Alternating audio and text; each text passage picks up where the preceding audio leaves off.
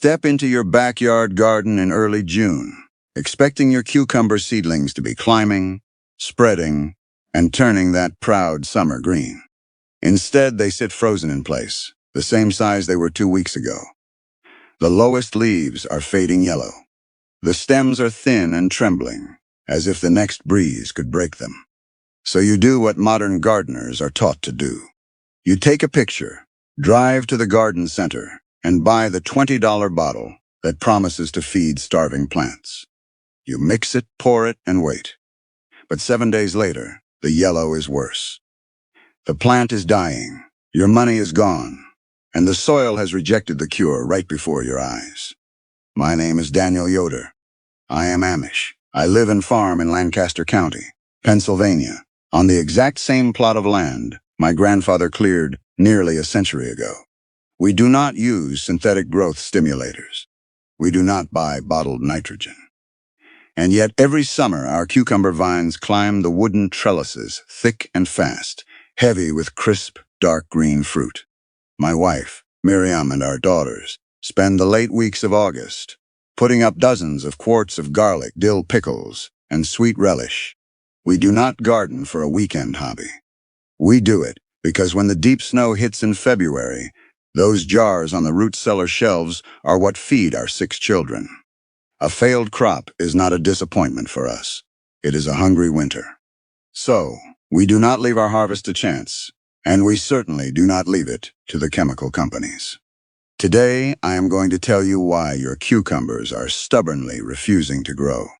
I am going to expose the foolishness of the internet experts who tell you to pour sugar water onto dry dirt.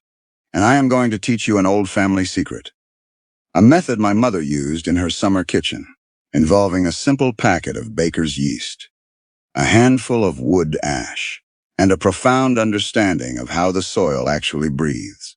By the time we are finished, you will understand the intricate biology of your garden bed better than the companies trying to sell you chemicals.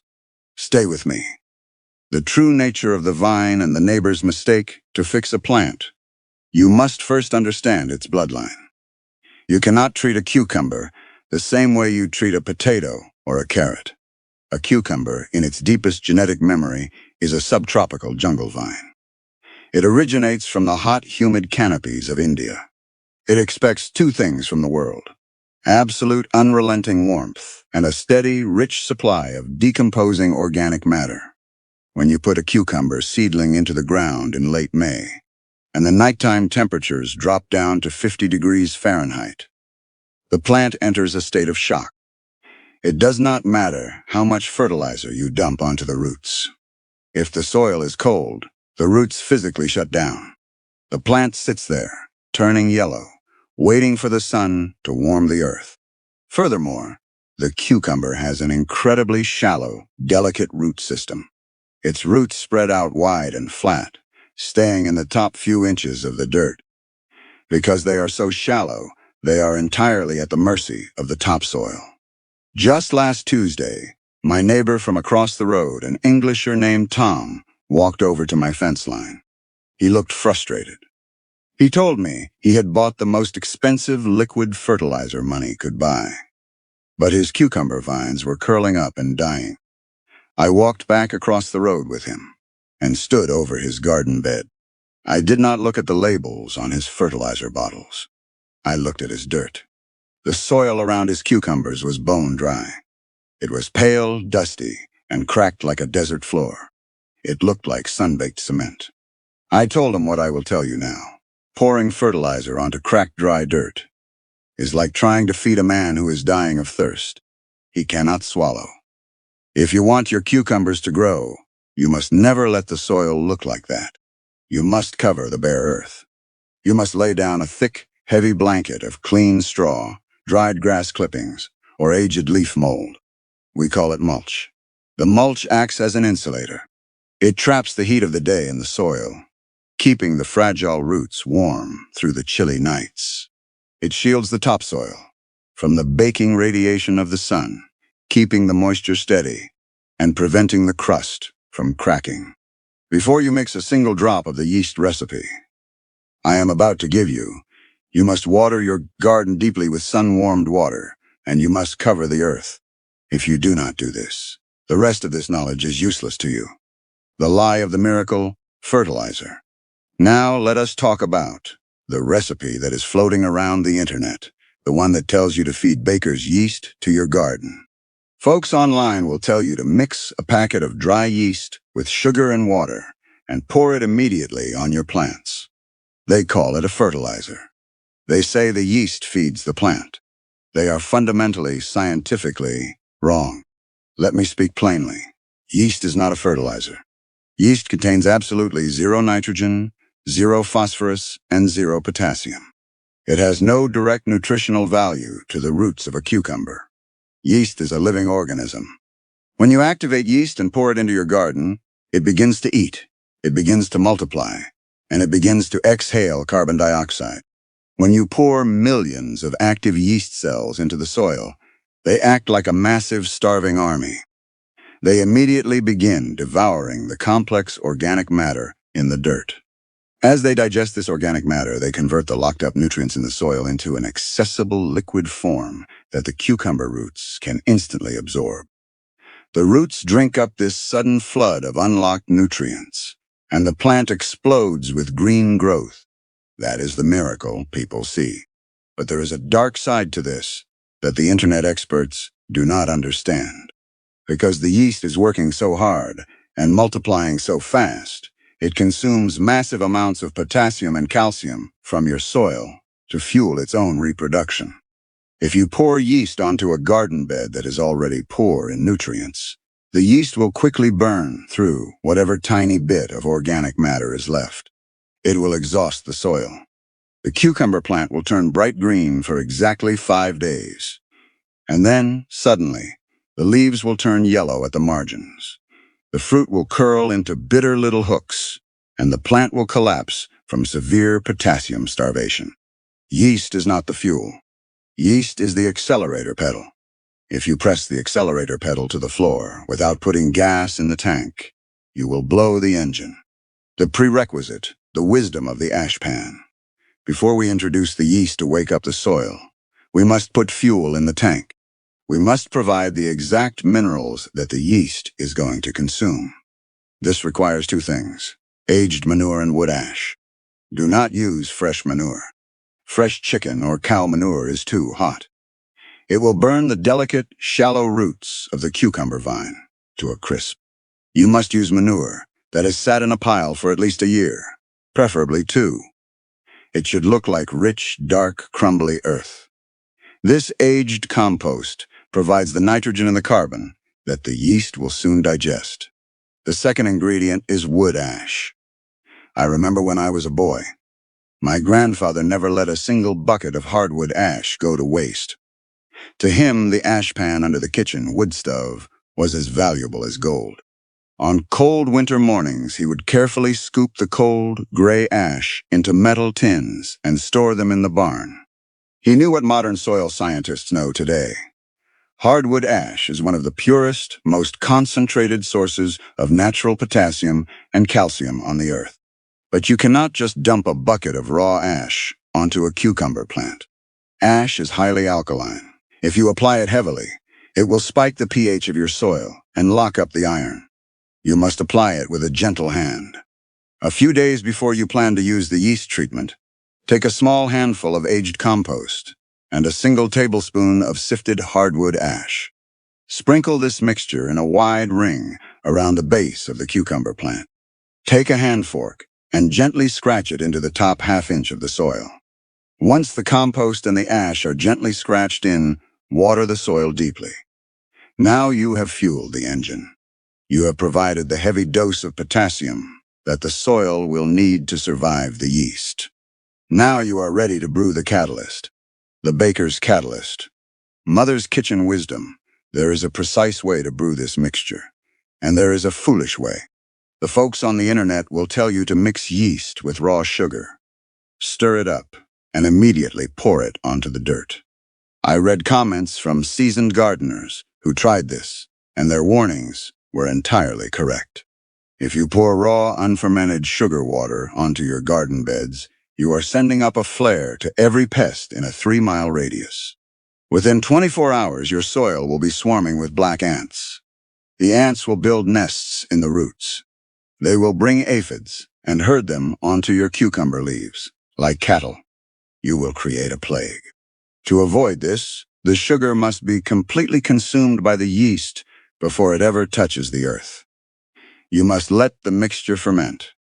My mother used to bake 10 loaves of bread every Friday morning. She understood how yeast worked better than any laboratory chemist. She knew that yeast needs time, warmth, and quiet to do its job. Here is the exact method. Take a clean 1-liter glass jar. Pour in 1 liter of warm water. The water should be the temperature of fresh milk, warm to the touch, but not hot. To this warm water, add exactly 1 standard packet of active dry baker's yeast, about 11 grams. Next, add exactly 1 tablespoon of raw cane sugar. The sugar is not there to feed the plant. The sugar is the starter fuel to wake the dormant yeast out of its slumber. Stir the mixture gently with a wooden spoon until the yeast and the sugar are dissolved. Now you must let it brew.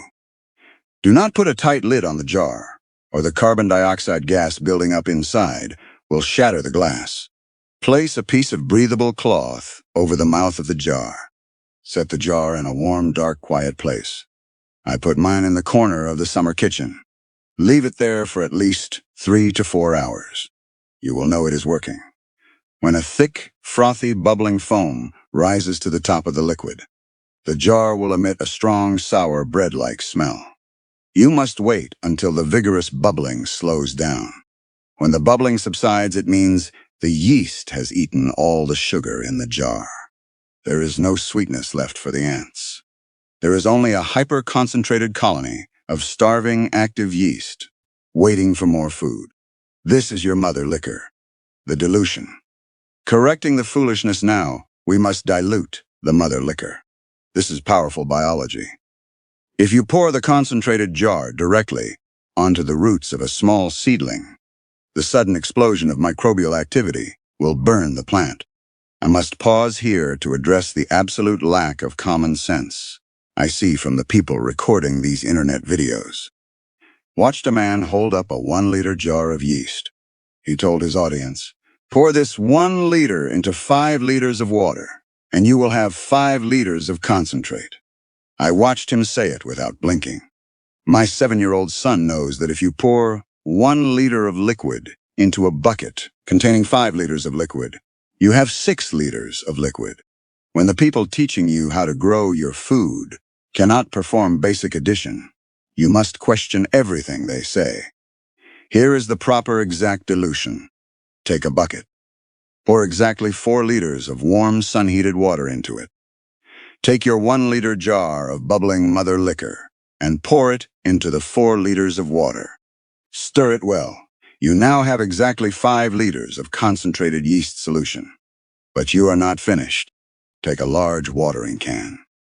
Fill it with 9 liters of warm, sun-heated water. Take exactly 1 liter of your yeast concentrate from the bucket and pour it into the large watering can. You now have 10 liters of safe, highly effective, biologically active working solution. The application, timing and temperament. You do not apply this solution every week. If you apply it every week, the yeast will aggressively strip the soil of every ounce of potassium. You use this solution exactly twice a season. You use it the first time when the cucumber seedling has put out its first 4 true leaves, and you see that it is stalling or shivering in the cold spring dirt. You use it a second time, exactly 3 weeks later, right as the vine begins to push out its first yellow blossoms.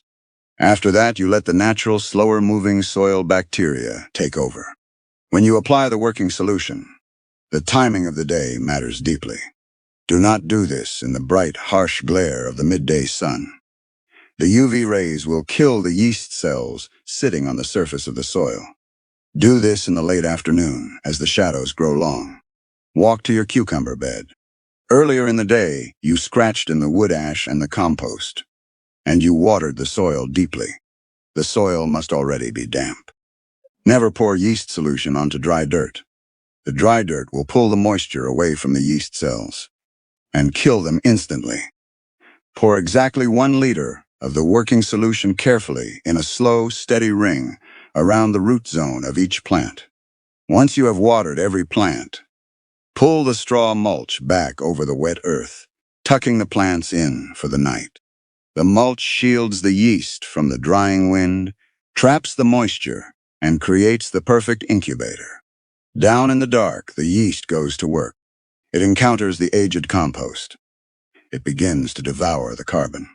It rapidly breaks down the complex organic molecules into simple, liquid nitrogen and phosphorus. Because you added the hardwood ash, there is a deep reserve of potassium waiting in the dirt. The cucumber roots, sitting in the warm, damp, insulated earth, suddenly find themselves surrounded by a feast of perfectly processed, easily digestible food. If the weather holds warm, when you walk out to the garden 2 mornings later, you will not believe your eyes. The pale, sickly yellow edges of the leaves will have vanished, replaced by a deep, dark, vibrant emerald green.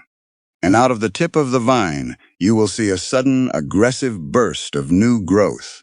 Tiny green tendrils reaching out, looking for the trellis string to climb. The philosophy of the independent harvest. The men in the corporate boardrooms, who design neon-colored fertilizer boxes, rely on your frustration. They know that when a modern man sees a yellowing leaf, his first instinct is not to look closely at the soil or check the temperature of the air. His first instinct is to pull out his wallet and buy a solution in a plastic bottle.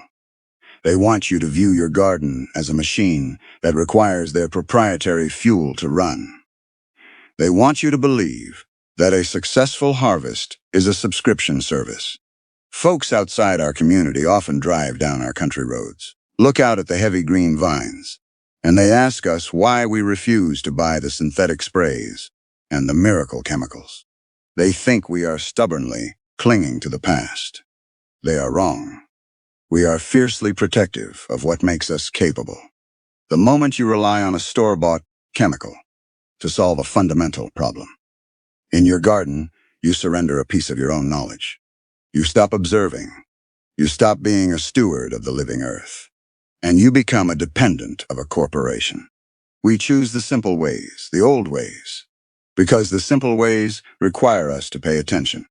They require us to understand the delicate balance of potassium and ash, the biology of fungus, and the necessity of keeping the soil covered. The knowledge of how to scratch wood ash into the dirt, brew a packet of baker's yeast like my mother did, and wake up a stagnant cucumber vine is a tool of profound independence. This knowledge does not require a complex global supply chain. It will not double in price because of inflation. It is yours. A man who knows how to look at a shivering vine, understand that the nutrients are locked, and remedy the situation using nothing but warm water. A handful of fireplace ash and a packet of bread yeast is a man who truly owns his harvest. He is not asking permission from the supply chain to feed his children. He is a free man. So this weekend, I want you to walk out to your garden, step away from the screens and the brightly lit aisles of the hardware store. Go out to your cucumber patch. Get down on your hands and knees. Push your fingers into the soil. Is it cold? Is it dry and cracked like my neighbor Tom's was? Or is it covered with a thick, protective blanket of mulch? Do not pour raw sugar on the ground to feed the ants. Do not dump yeast onto starving, barren dirt. Take the time to sift the ash from your fire pit. Take the time to brew the mother liquor in the dark corner of your kitchen until it smells like sour bread. Tell me in the comments below, have your cucumbers stalled in the cold spring dirt? Have you ever made the mistake of pouring unfermented sugar water onto your beds and fighting the plagues of ants that followed? Are you finally going to commit to covering your bare earth with a proper layer of mulch? I sit down and read through your responses every evening when the farm work is done and the children are asleep, seeing your updates, knowing That folks across the country are stepping away from the synthetic bottles and putting these quiet, old truths to work proves that this knowledge is still deeply alive. Next time, we are going to step away from the vegetable rows and walk out to the orchard.